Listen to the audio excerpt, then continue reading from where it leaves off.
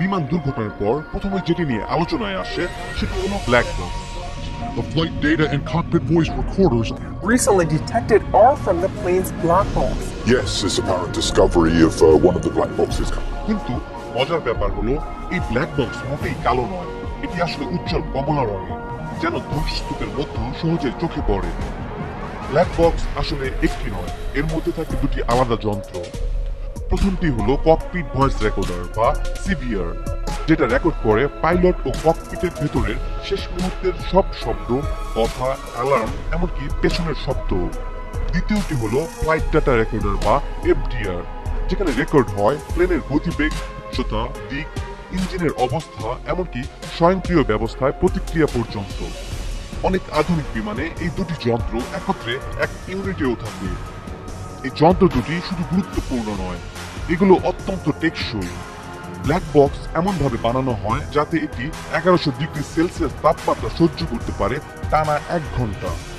20,000 foot পানির নিচে থেকেও ঠিকঠাক থাকে এবং দুর্ঘটনার ধাক্কায় 3,400 গুণ মধ্যাকর্ষণ বল বা জি ফোর্স পর্যন্ত সামলাতে পারে। এখন প্রশ্ন আসতে পারে, এগুলো কোথায় থাকে? সাধারণত প্লেনের পেছনের দিকে স্থাপন করা হয় ব্ল্যাক বক্স, কারণ দুর্ঘটনার সময় ককপিট ও সামনের অংশ বেশি ক্ষতিগ্রস্ত হয়। পেছনের অংশ তুলনামূলকভাবে নিরাপদ থাকে। আরো মজার তথ্য হলো এই যন্ত্রগুলোর ভেতরে থাকে আন্ডার ওয়াটার লোকেটর বিকন।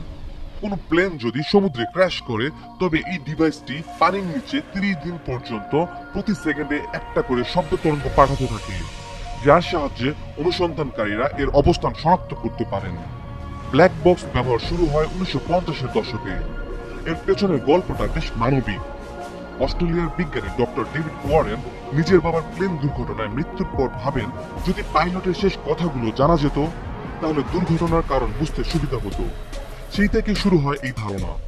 তবে একটি গুরুত্বপূর্ণ বিষয়, ব্ল্যাক বক্সের কাজ কোনো পাইলটকে দোষী সাব্যস্ত করা নয়। এর একমাত্র উদ্দেশ্য হলো দুর্ঘটনার কারণ জানা এবং ভবিষ্যতে যেন এই একই ভুল না হয় তা নিশ্চিত করা। তাই বলা যায় ব্ল্যাক বক্স হলো আকাশপথের নীরব গোয়েন্দা। এটি কথা বলে না, কিন্তু যখন দরকার তখন এর ভেতরের তথ্যই খুলে দেয় পুরো রহস্য।